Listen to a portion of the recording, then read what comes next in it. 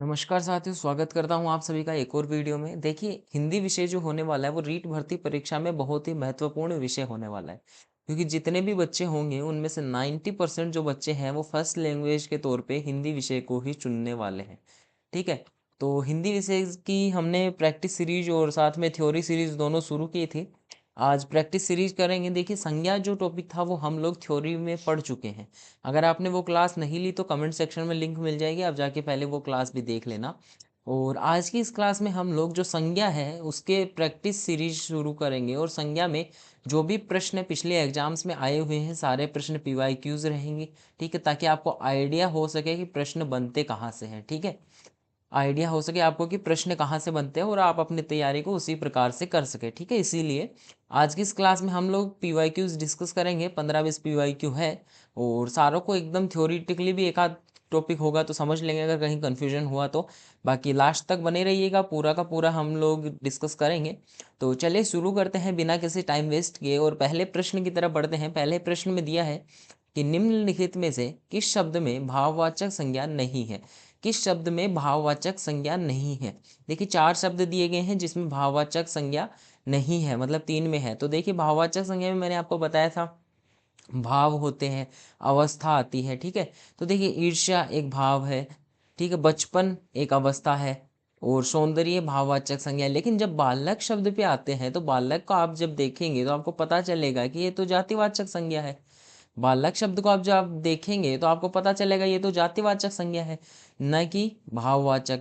तो हमारा जो आंसर हो जाएगा वो क्या हो जाएगा, बी हो जाएगा, क्योंकि भाववाचक संज्ञा बालक शब्द में नहीं होती। ठीक है, आगे बढ़ते हैं। देखिए, संज्ञा के हम लोगों ने तीन भेद पढ़े थे, व्यक्तिवाचक, जातिवाचक व भाववाचक। और जातिवाचक संज्ञा में भी हमने दो भेद पढ़े थे, द्रव्यवाचक और समूहवाचक। ठीक है, तो याद रखिएगा उन्हें। अब चलते हैं और वो वीडियो याद करके देख लीजिएगा एक बार पूरा, चाहे स्पीड में देखें अगर आपने पहले पढ़ रखी है तो। चलिए अगले प्रश्न पे चलते हैं। किस विकल्प में सर्वनाम से बने भाववाचक संज्ञा है। ठीक है, देखिए भाववाचक संज्ञा में हमने पढ़ा था कि भाववाचक संज्ञा 4 या 5 तरीकों से बनाई जा सकती है। ठीक है, सर्वनाम से, क्रिया से, विशेषण से, इस प्रकार से भाववाचक संज्ञाएं बनाई जाती हैं। भाववाचक संज्ञा में भी दो पढ़ी थी, एक तो रूढ़ और एक यौगिक। तो यौगिक जो थी वो बनाई जाती है, रूढ़ तो वैसी की वैसी रहती है। ठीक है, रूढ़ का तो हमें पता ही नहीं है कि ये शब्द बने कहाँ से है, लेकिन यौगिक जो भाववाचक संज्ञा है वो 5 तरीकों से टोटल बनाई जा सकती है। अब हमें ढूंढना है कि सर्वनाम शब्द से कौन सी संज्ञा बनी है। तो देखिए, विषमता विषम शब्द से बनी है, जो कि विषम सर्वनाम नहीं होता।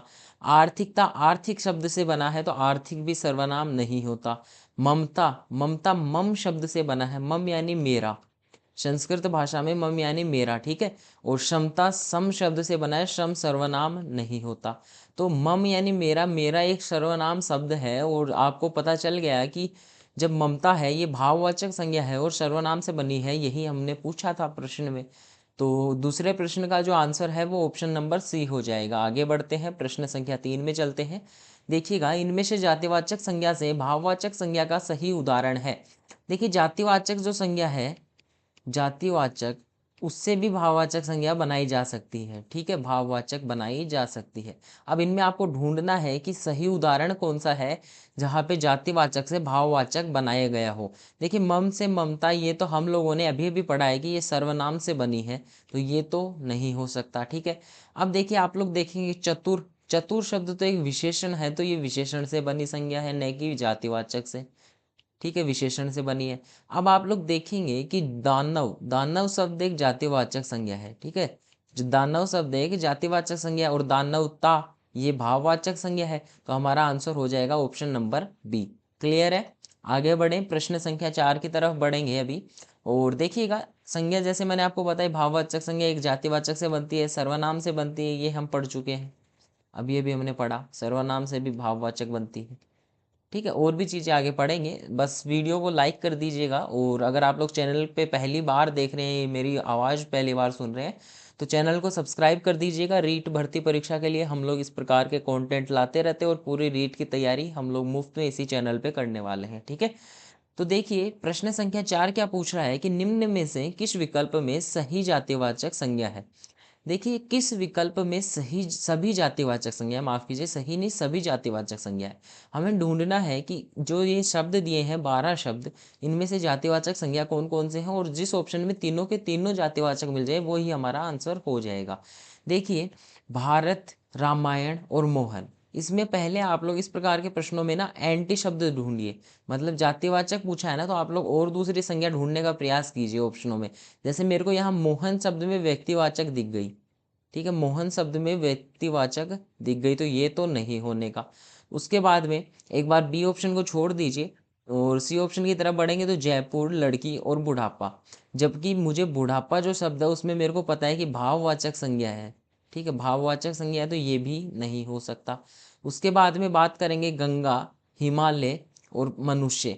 मनुष्य शब्द जातिवाचक, हिमालय ये हो गया व्यक्तिवाचक, ठीक है, हिमालय शब्द हो गया व्यक्तिवाचक, गंगा शब्द हो गया व्यक्तिवाचक, तो ये भी नहीं हो सकते। बचा कौन? Option B. किस प्रकार से? पुस्तक जो शब्द है, पुस्तक मैंने आपको देखी जातिवाचक में दो चीजें बताई थी, एक तो द्रव्यवाचक, एक तो द्रव्यवाचक, और दूसरा जो बताया था वो बताया था समूहवाचक, ठीक है। तो पुस्तक जो है उसमें द्रव्यवाचक संज्ञा है। उसके बाद में पहाड़ जो है उसमें तो वैसे ही जातिवाचक है, नदी में भी जातिवाचक है, तो इसमें सारी की सारी जो है वो सारी जातिवाचक संज्ञा है। तो ऑप्शन बी हमारा आंसर हो जाएगा। अगले प्रश्न पे बढ़ते हैं, प्रश्न संख्या 5 देखिएगा। प्रश्न संख्या 5 में क्या कह रहा है कि इसमें से कौन सा शब्द भाववाचक संज्ञा है। दिए गए शब्द हैं 4 शब्द, उनमें से भाववाचक संज्ञा को ढूंढना है। देखिए पेड़, पेड़ भाववाचक संज्ञा नहीं है। पुस्तक जातिवाचक है।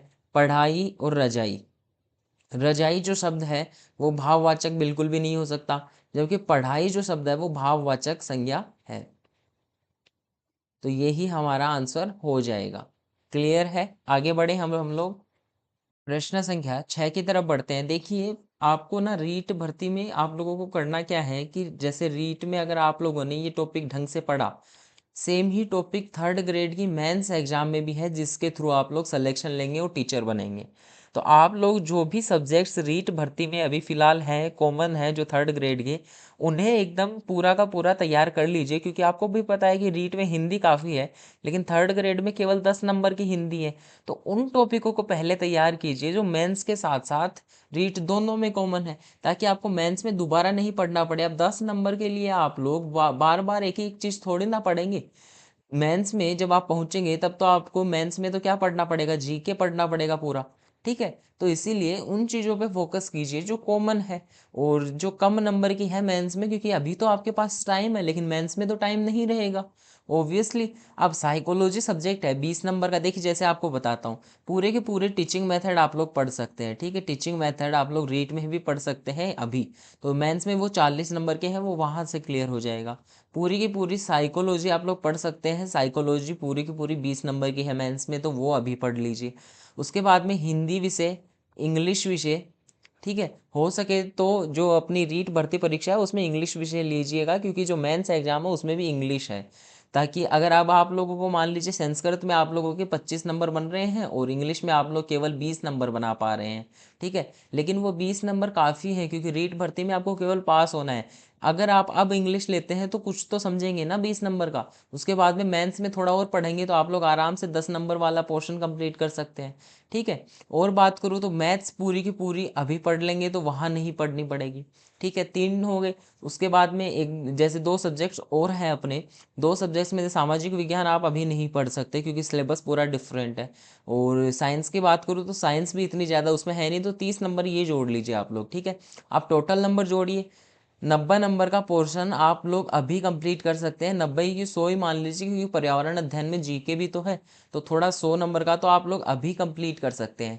अब सोच के चलिए कि इन 100 नंबर का अगर आप लोग अच्छे से कंप्लीट करके इनमें 85 मार्क्स लेके आते हैं, तो आप लोग रीट के बाद में तैयारी 85 से शुरू करेंगे, जबकि और बच्चे 0 नंबर से शुरू करेंगे, ठीक है। तो अच्छा क्या होगा, आप लोग अभी शुरू कर दें। और अगर आप लोगों ने चैनल को सब्सक्राइब कर रखा हो तो आपके तो सोने पे सुहागा है, क्योंकि 3 महीने में तो हम लोग लगभग जीके कंप्लीट कर लेंगे। जैसा कि मैंने आपको कहा था कि रोज का एक वीडियो हम लोग अपलोड करेंगे मेंस का भी, ठीक है। तो मान लीजिए हम लोगों ने जीके पढ़ा और जीके 90 नंबर का था, और आपकी मान लीजिए 3 महीने में अच्छी तैयारी नहीं हुई, लेकिन फिर भी 40 40 नंबर जितनी तैयारी तो आप लोग कर ही लेंगे, तो 125 नंबर से शुरुआत करेंगे आप लोग, मेंस एग्जाम की तैयारी शुरू करेंगे तब। तो आधे मार्क्स तो आप लोग यहीं बना रहे हैं। कट ऑफ ज़्यादा से ज़्यादा 200 नंबर जाएगी, आपको तैयारी केवल 75 नंबर की ओर करनी पड़ेगी। ठीक है, तो इसीलिए बोल रहा हूँ चैनल को सब्सक्राइब करो, जितने भी वीडियोस अपलोड करता हूँ सारी की सारी देखो, बिना स्किप किए हुए देखो। ठीक है, ऐसे कुछ नहीं है कि ये हमारे सिलेबस में नहीं है, ये हमारे सिलेबस में नहीं है, सिलेबस मैच करके ही मैं वीडियोस अपलोड करता हूँ। तो वीडियो को देखा करिए पूरा और चैनल को सब्सक्राइब कर लीजिए। देखिए प्रश्न संख्या 6 में क्या दिया है, इसमें विशेषण से बना संज्ञा शब्द कौन सा है। देखिए ममता शब्द अभी हमने पढ़ा, ममता जो शब्द है वो सर्वनाम से बना शब्द है, सर्वनाम से। ठीक है, सुंदरता जो शब्द है ये देखिए ये विशेषण से बना है, क्यों, सुंदर शब्द से बना है, सुंदरता भाववाचक संज्ञा है और सुंदर क्या है, सुंदर विशेषण है, तो ये विशेषण से बना है, विशेषण। ठीक है, तो न नहीं आएगा, ना आएगा। ठीक है, तो हमारा आंसर ऑप्शन बी हो जाएगा। क्लियर है, आगे चले प्रश्न संख्या 7 की तरफ बढ़ते हैं। प्रश्न संख्या 7 देखिए, हमें गरीबों पर दया करनी चाहिए, दया शब्द क्या है। ठीक है, दया शब्द क्या है, दया शब्द विशेषण है क्या, विशेषण, चलिए पहचान करते हैं किसके लिए आया है दया शब्द। दया शब्द किसी की विशेषता थोड़ी ना बता रहा है, नहीं बता रहा तो विशेषण शब्द तो नहीं होगा, तो विशेषण नहीं होगा तो ये भी नहीं होगा। क्रिया, दया कोई क्रिया थोड़ी है, दया करनी चाहिए, करना है वाक्य में क्रिया, न कि दया। दया तो एक तरीके से ऑब्जेक्ट बोल सकते हैं हम लोग, अगर इंग्लिश थोड़ी बहुत भी आती होगी तो इस प्रश्न को आप लोग आसानी से हल कर देंगे, क्योंकि दया करनी चाहिए, क्या करनी चाहिए, दया, तो ये कर्म है हमारा। ठीक है, और कर्म हमेशा या तो सर्वनाम आएगा या फिर संज्ञा आएगी। ठीक है, या तो सर्वनाम आएगा या फिर संज्ञा आएगी कर्म के स्थान पे, तो हमारा आंसर क्या हो जाएगा, हमारा आंसर डी हो जाएगा। क्लियर है, प्रश्न संख्या 8 की तरफ बढ़ेंगे। 8वां प्रश्न देखिएगा, कोयला शब्द में कौन सी संज्ञा है। देखिए ये मैंने जानबूझ के डाला है ये, और इसमें आप लोग दो तरीके से मैं आपको समझाऊंगा। देखिए सबसे पहले तो जातिवाचक संज्ञा इसमें होगी, क्यों होगी, देखिए पहला तरीका तो ये देखिए कि जातिवाचक में मैंने आपको एक द्रव्यवाचक बताया था। ठीक है, द्रव्यवाचक बताया था, तो द्रव्यवाचक मतलब सामान, ये द्रव नहीं है, लिक्विड नहीं है, ये द्रव्य है। द्रव्य का अर्थ होता है पदार्थ, कोई भी वस्तु होगी वो जातिवाचक के अंतर्गत ही आएगी। तो यहाँ पे पदार्थ क्या है, कोयला, तो ये जातिवाचक संज्ञा के अंतर्गत आ जाएगा। दूसरा तरीका बताऊं तो कोयला है मतलब पूरा ग्रुप है, न कि एक विशेष प्रकार का कोयला अगर दे देता लिग्नाइट कोयला या कुछ और, तब तो बात कुछ और होती, लेकिन कोयला तो पूरे ग्रुप को रिप्रेजेंट करता है, तो भी इसमें जातिवाचक संज्ञा हम लोग सोच सकते हैं। ठीक है, अपना अपना दिमाग है, किसी भी प्रकार से सोचिए, बस प्रश्न सही होना चाहिए, यही हमारा मेन टारगेट होना चाहिए। ठीक है, ऑप्शन डी हो जाएगा। आगे बढ़ते प्रश्न, एक सेकेंड, ये प्रश्न मैंने एक और कारण से डाला था, मैं अभी ध्यान आया मेरे को। ठीक है, देखिएगा इसमें मैंने एक और ऑप्शन रखा है द्रव्यवाचक संज्ञा। ऐसा एग्जाम में नहीं होगा, बिल्कुल भी नहीं होगा, ऑप्शन ऐसे नहीं देखने को मिलेंगे। इसमें आंसर दोनों होगा, लेकिन आपको कोई एक देखने को मिलेगा। ठीक है, अब आप लोगों को ये प्रश्न मैंने इसलिए दिया है कि आप लोग कंफ्यूज ना हो जाएं। क्यों, क्योंकि आपको पता है कि कोयला मैंने अभी इधर द्रव्यवाचक भी बताया और जातिवाचक भी बताया। आप लोग सोचेंगे केवल कि कोयला जो है वो जातिवाचक होता है, द्रव्यवाचक का कॉन्सेप्ट ही नहीं पता आपको, चलिए मान लीजिए। तो आप एग्जाम में क्या करेंगे, एग्जाम में अगर आपको ऑप्शन मिल गया कि द्रव्यवाचक है, केवल जातिवाचक उसने ऑप्शन ही नहीं दिया, जो हमारा जातिवाचक है वो बिल्कुल भी ऑप्शन में ही नहीं है यहाँ, और कुछ मान लीजिए है, तो अब आप लोग तो कुछ कर ही नहीं पाएंगे ना। इसीलिए मैंने ऑप्शन डाला है कि द्रव्यवाचक भी होगी, जातिवाचक भी होगी। अगर बाई चांस आपको मिल जाए इस प्रकार का, तो डिपेंड करेगा आप क्या सोचते हैं। अगर जो बच्चा ये सोचेगा कि मान लीजिए इसको मुख्य भेद कोई मान ले शिक्षक पढ़ा रहा है, ठीक है, द्रव्यवाचक को कोई मुख्य भेद पढ़ाया संज्ञा का किसी ने, और तब बच्चा ये सोचता है कि यार द्रव्यवाचक मुख्य भेद है और तो यही होना चाहिए।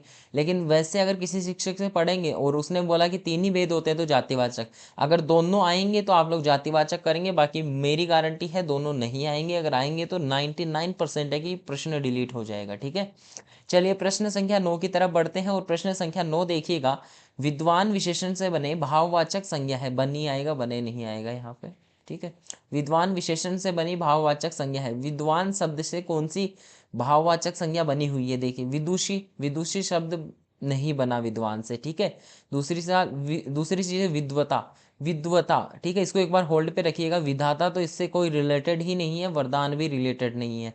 विदुषी शब्द एक स्त्रीलिंग शब्द है। ठीक है, और स्त्रीलिंग शब्द है विदुषी, तो ये जातिवाचक संज्ञा में जाएगा। न कि भाववाचक संज्ञा में। तो हमारा जो विद्वता शब्द बचा ये भाववाचक संज्ञा होगी विद्वता में, भाववाचक, और आंसर हमारा हो जाएगा विद्वता। क्लियर है। प्रश्न संख्या 10 की तरफ बढ़ते हैं। प्रश्न संख्या 10 देखिएगा, मधुर विशेषण से बनी भाववाचक संज्ञा है मधुर। मधुर एक विशेषण है, मधुर से भाववाचक संज्ञा बनती है मधुरता। कौन सी संज्ञा बनती है? मधुरता। क्लियर है। सारे प्रश्न एग्जाम्स में आए हुए हैं, ऐसा कोई प्रश्न नहीं है जो अभी तक हमने किया हो और एग्जाम में ना आया हो किसी में। ठीक है, मैंने जो भी प्रश्न ज़्यादा रिपीट हुए थे जिस टाइप के भी, तो आप लोगों ने देखा होगा ना कि भाववाचक संज्ञा से बहुत सारे प्रश्न आते हैं। तो पहले आप लोग भाववाचक संज्ञा को एकदम पूरा क्लियर कर लेना। ठीक है, तो मधुरता शब्द मधुर शब्द से बना है और मधुर विशेषण है, जबकि मधुरता जो है वो भाववाचक संज्ञा है। आगे बढ़ते हैं, प्रश्न संख्या 11 देखते हैं। झूठा आदमी विश्वास के योग्य नहीं होता, इस वाक्य में विश्वास में कौन सी संज्ञा है? देखिए, आक्रामक क्रिया नहीं हो सकती क्योंकि यहाँ संज्ञा पूछा गया है। ठीक है, अब देखिए विश्वास, विश्वास क्या है? विश्वास एक भाव है। ठीक है, किसी के प्रति विश्वास भाव है, तो भाव में भाववाचक संज्ञा आएगी। ठीक है, भाव के कारण भाववाचक संज्ञा आती है, तो विश्वास शब्द में कौन सी संज्ञा हो जाएगी? भाववाचक संज्ञा हो जाएगी। प्रश्न संख्या 12 देखिएगा कि इनमें से कौन सा संज्ञा का प्रकार नहीं है। बहुत ही सिंपल प्रश्न है, बट मैंने जैसा कि कहा था कोई भी प्रश्न ऐसा नहीं है जो एग्जाम में नहीं आया हुआ। तो आप लोग देखेंगे कि इतना इजी प्रश्न भी एग्जाम में पूछा गया है, तो सब कुछ पढ़ना है, कुछ भी मत छोड़ना। ठीक है, व्यक्तिवाचक, जातिवाचक, भाववाचक, देशवाचक नहीं होती, तो मतलब आंसर हमारा क्या हो जाएगा? देशवाचक हो जाएगा। और एक चीज और देख लीजिए, जातिवाचक के भी मैंने दो भेद बताए, द्रव्यवाचक, दूसरा भेद बताया समूहवाचक। जो हमारा भाववाचक है उसमें भी मैंने बताया कि रूढ़ भाववाचक और यौगिक भाववाचक। क्लियर है। ये मैंने टोटल संज्ञा के प्रकार बताए थे, इनके अलावा कुछ भी नाम दिखे वो संज्ञा नहीं है। ठीक है, प्रश्न संख्या 12 कंप्लीट होता है। प्रश्न संख्या 13 की तरफ बढ़ेंगे और बहुत इंपॉर्टेंट प्रश्न है। ठीक है, मैंने इसीलिए डाला है कि कंफ्यूज ना हो आप लोग कभी। देखिए, सोना शब्द क्या है? सोना का दो अर्थ होता है। सोना एक तो स्लीप, ठीक है, स्लीपिंग मतलब सोना वो भी होता है, और सोना होता है गोल्ड भी। ठीक है, सोना ये वाला सोना भी होता है, वो वाला सोना भी होता है। तो देखिए आप लोग करेंगे क्या? सोना शब्द अगर गोल्ड के तौर पे आया तो आपको पता है सीधा सीधा सामान है, तो द्रव्यवाचक है, तो संज्ञा है। स्लीपिंग, स्लीपिंग आईएनजी जैसे मैंने जोड़ा तो ये क्रिया हो जाएगी वैसे भी। ठीक है, तो आप लोगों को पता होना चाहिए कि ये किस अर्थ में आया है। अब यहाँ अर्थ नहीं पता चल रहा तो ऑप्शन मेथड से करेंगे। ऑप्शन में आपको क्रिया दिख रही है क्या? कहीं नहीं दिख रही, क्योंकि क्रिया विशेषण सोना होता नहीं है। विशेषण किसी की विशेषता बताता है, सर्वनाम संज्ञा के स्थान पे आता है, जबकि संज्ञा है ऑप्शन में तो संज्ञा ही होगा। ठीक है, अगर संज्ञा नहीं होके क्रिया होता, सोना शब्द है तो वो क्रिया हो जाता। ठीक है, प्रश्न संख्या 14 देखेंगे, द्रव्यवाचक व समूहवाचक किसके उपभेद हैं? ये प्रश्न एग्जाम में नहीं आया हुआ है, मैंने खुद ने डाला है क्योंकि मुझे लगा था ये इंपॉर्टेंट प्रश्न है। अब ठीक है, तो इसको एक बार तैयार कर लेना कि द्रव्यवाचक और समूहवाचक संज्ञा किसके उपभेद हैं। द्रव्यवाचक और समूहवाचक अभी अभी मैंने आपको बताया जातिवाचक के उपभेद हैं। ठीक है, तो जातिवाचक संज्ञा इसका आंसर हो जाएगी। प्रश्न संख्या 15 की तरफ बढ़ते हैं और एक महत्वपूर्ण प्रश्न फिर से देखेंगे, वात्सल्य वत्स की कौन सी संज्ञा है? देखिए, आप लोग आराम से इसका आंसर दे सकते हैं जिनको एकदम मतलब जिन्होंने पिछली क्लास देखी भी होगी ना, थोड़ी सी भी एकदम स्पीड में भी देखी होगी, 10 मिनट भी देखी होगी, तो आप आराम से इसका आंसर दे सकते हैं। क्योंकि वात्सल्य पहली बात तो भाव है, सीधी सीधी बात बोलूँ तो। ठीक है, तो भाववाचक संज्ञा, भाववाचक, पहला मेथड ये हो गया। मेथड वन यहाँ लिखते हैं हम लोग, M1 मेथड वन कौन सा हो गया? भाव से आप लोगों ने निकाल लिया। M2 हो जाएगा ऑप्शन एलिमिनेट, ऑप्शन मेथड। ठीक है, किस प्रकार से? वात्सल्य किसी की जाति नहीं है, द्रव्यवाचक कोई समान भी नहीं है, दूसरी चीज सर्वनाम वाचक कोई संज्ञा नहीं होती, जबकि भाववाचक बचेगा, तो ये वैसे भी आंसर हो जाना है। तीसरा मेथड आप लोग किस प्रकार से करेंगे? प्रश्न से ही। ठीक है, प्रश्न ही इतना सरल दे दिया है। किस प्रकार से? कि जो वात्सल्य वत्स की कौन सी संज्ञा है? देखिए, ऐसी कौन सी संज्ञा है जो किन्हीं शब्दों से बनती है? मैंने तो भाववाचक ही पढ़ाई थी, जो 5 शब्दों से बनती है, 5 प्रकार से बन सकती है। यौगिक भाववाचक बताई थी ना, तो ऑब्वियसली भाववाचक संज्ञा होगी तभी तो किसी शब्द से बनेगी, वत्स शब्द से तभी तो वात्सल्य बनेगा, तभी बनेगा ना जब भाववाचक होगी। तो तीसरा मेथड हो गया क्वेश्चन मेथड अपना। ठीक है, नाम तो क्या ही दे, बट क्वेश्चन से किया तो क्वेश्चन मेथड लिख देता है। ठीक है, तो इस प्रश्न को आप लोग तीन तीन तरीकों से कर सकते हैं आराम से। और संज्ञा एक ऐसी चीज़ है ना, उसके लिए आपका थोड़ा माइंड खुला होना चाहिए। ऐसे नहीं आपने रटा रटाया नहीं चलेगा आपका, आपको पूरा का पूरा एकदम मतलब माइंड खोल के, जिस प्रकार से मैंने पूरी संज्ञा पढ़ाई थी आप लोगों को एकदम क्लियर करके, पूरी की पूरी क्लास में आप लोगों से लास्ट में पूछा भी था अगर कोई डाउट हो, तो उसमें कोई डाउट आया नहीं इतना खास। तो चलिए, आप लोगों को कमेंट सेक्शन में वो संज्ञा की लिंक मिल जाएगी। और हमने 15 प्रश्न किए हैं, संज्ञा में इतने ही महत्वपूर्ण प्रश्न बनते हैं और यही प्रश्न बार बार रिपीट होते हैं, मतलब इसी प्रकार के होते हैं। सेम प्रश्न तो ऑब्वियसली नहीं पूछेगा कोई। तो चलिए, मिलते हैं आप लोगों से कल। हिंदी विषय में आगे भी पढ़ेंगे, और आपको पता है कि रीट के लिए हम लोग इसी चैनल पे साइकोलॉजी मैथ्स वगैरह भी पढ़ रहे हैं। तो मेक श्योर करिएगा कि चैनल पे अगर नए हैं तो चैनल को सब्सक्राइब कर लेना। वीडियो पसंद आई हो या प्रैक्टिस सेट पसंद आया हो तो वीडियो को लाइक कर दीजिएगा, अपने दोस्तों के साथ में शेयर करना मत भूलिएगा। चलिए, मिलते हैं आप लोगों से कल एक नए जोश के साथ में, तब तक के लिए धन्यवाद।